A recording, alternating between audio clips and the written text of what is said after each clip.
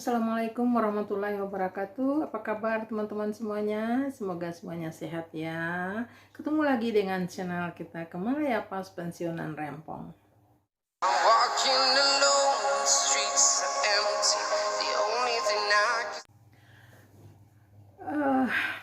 Kita lagi bersedih ya, Indonesia lagi bersedih karena berpulangnya ke rahmatullah Syekh Ali Jaber.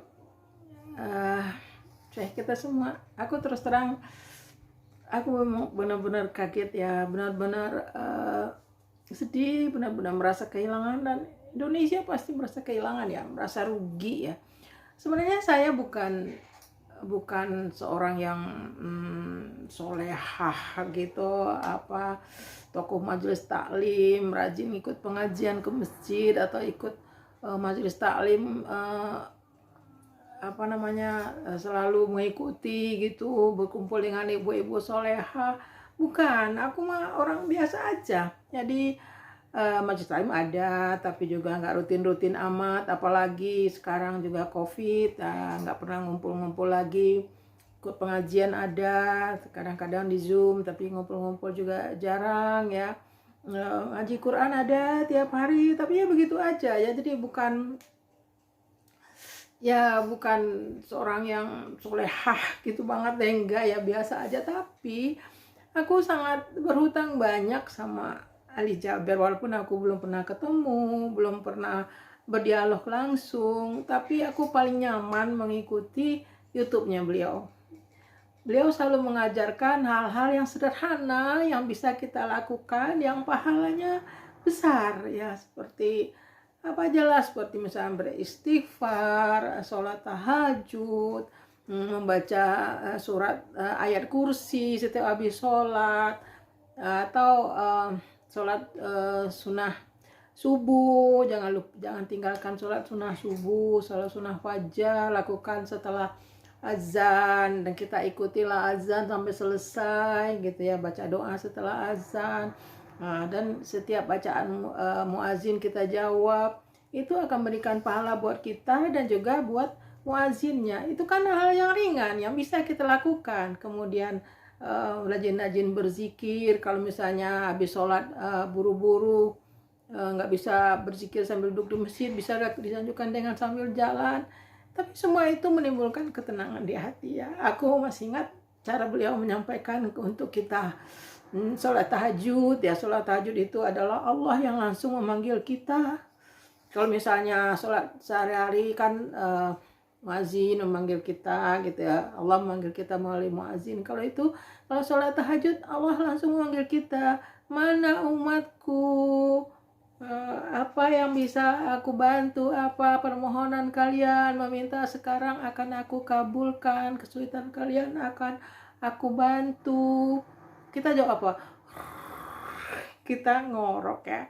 Itulah cara beliau menyampaikannya dengan tutur katanya yang lemah lembut, dan aku itu pengaruh banget ya, pengaruh banget.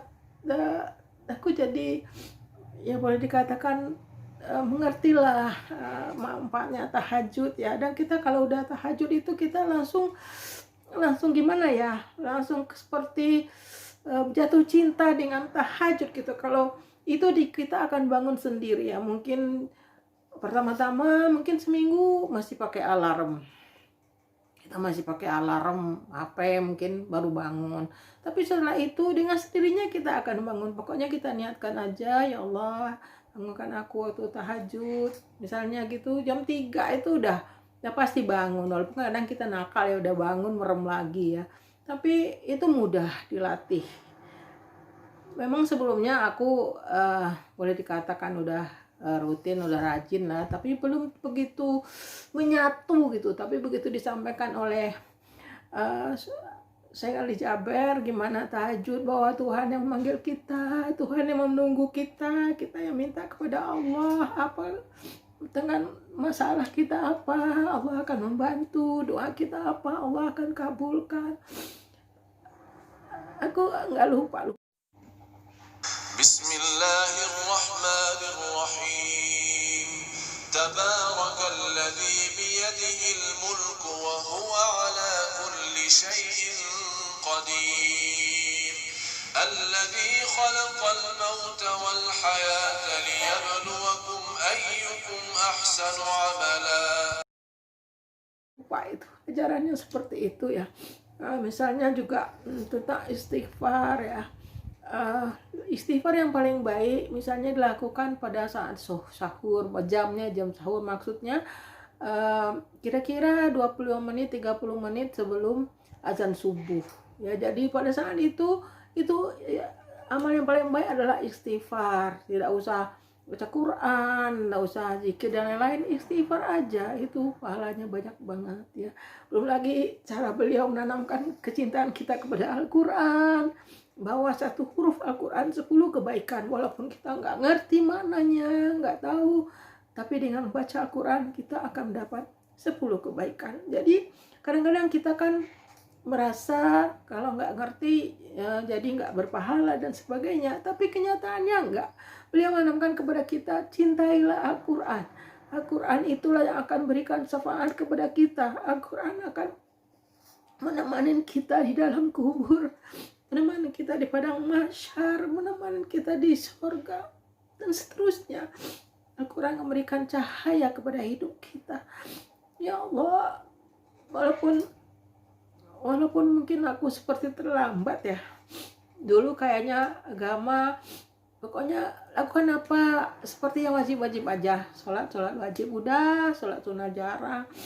Dan juga dalam mendidik anak, kadang-kadang kita lebih mementingkan dunia, mementingkan sekolah, mementingkan mementingkan pelajaran sekolah, mementingkan gizi jasmani, kurang gizi rohani. Dan sekarang setelah pensiun, aku tuh dengan ikuti ceramah beliau, aku jadi semacam penyesalan bahwa aku terlalu kurang dalam hal agama, dalam hal mendidik anak. Tapi ya udah, walaupun terlambat, mungkin masih bisa, sebisanya kita usahakan. Jadi kalau misalnya Ustaz Ali Jaber bilang kalau nggak bisa kita yang hafal Al-Quran, mungkin anak kita, kalau nggak bisa anak kita, mungkin cucu kita, kalau nggak bisa kita membantu orang untuk menghafal Al-Quran dengan membelikan Al-Quran untuk mereka, yaitu akan pahalanya akan mengalir terus ke kita, insya Allah, selagi Quran yang kita serahkan itu dibaca ya. Dan beliau memang sangat menanamkan tentang Al-Quran, cintailah Al-Quran. Beliau memang hafiz ya, dan beliau bercita-cita untuk mencetak 1 juta hafiz Al-Quran di Indonesia. Dan semua yang udah lulus dikirim ke Madinah, cari sertifikat di sana, dan semuanya gratis. Dan beliau waktu itu, aku dengar ceramahnya setelah beliau ditikam itu ya ceramah, ya Allah, panjangkan umurku, jangan ambil nyawa, jangan panggil aku sebelum aku bisa mencetak 1 juta hafiz Al-Quran di Indonesia gitu ya. Walaupun harapan beliau belum dikabulkan Allah ya, mungkin itu yang, tapi aku yakin Allah mencintai Ustaz Ali Jaber, sangat mencintai ya. Aku yakin itulah yang terbaik.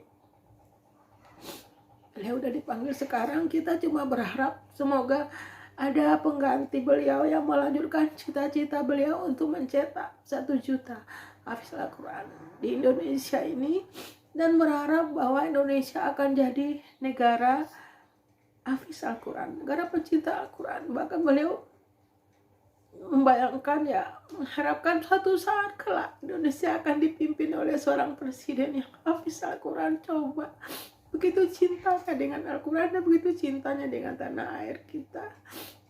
Allah, aku gak bisa membantu apa-apa buat beliau. Kita cuma bisa mengirimkan doa, semoga beliau mati syahid, tinggalnya termasuk syahid, masuk ke surga tanpa dihisab. Amin. Semoga kita yang ditinggalkan bisa mengamalkan semua yang beliau ajarkan, walaupun ya, hal yang kecil-kecil, yang mudah-mudahan itu akan membawa kita ke surganya, akan membantu kita di alam kubur. akan membantu kita di padang mahsyar. Semoga kita semua akan membuka hati untuk mencintai Al-Quran, untuk mempelajari Al-Quran, sebisa mungkin menghafal Al-Quran. Memang aku terasa banget di usia seperti sekarang ini kayaknya untuk menghafal itu udah susah ya. Mungkin kita tidak bisa menghafal 30 juz nggak masalah, apa aja, mungkin 1 ayat sehari, mungkin surat-surat pendek sebisanya kita. Mudah-mudahan Allah berikan kita kekuatan, kemampuan dan kemauan untuk hafal Al-Quran. Amin. Maafkan ya teman-teman, mungkin aku terlalu dibawa perasaan ya. Memang sedih banget. Aku merasa Indonesia kehilangan banget dengan kepergian beliau, tetapi ya kita tahu bahwa Allah selalu memberikan yang terbaik. Semoga negara kita akan selalu dilindungi oleh Allah, dijauhkan dari bencana, dijauhkan dari kezaliman-kezaliman. Semoga negara kita akan mendapat pemimpin yang soleh, adil, dan amanah, yang jauh dari kezaliman. Semoga ulama-ulama kita selalu dalam lindungannya, dan semoga akan datang ulama-ulama baru yang sama hebatnya dengan Ustadz Ali Jaber. Semoga anak-anak kita akan menjadi anak-anak yang soleh dan soleh, menjadi muslimin dan muslimah yang soleh dan soleh. Semoga negara kita akan selalu dalam lindungan Allah Subhanahu wa Ta'ala, menjadi negara yang Islami, penduduknya yang santun, yang makmur dunia akhirat, dan pemimpin yang adil dan soleh. Ya Allah, ya Tuhan, bantulah kami, lindungi negara kami, lindungi rakyat kami, ya Allah. Amin ya Rabbil Alamin. Assalamualaikum warahmatullahi wabarakatuh.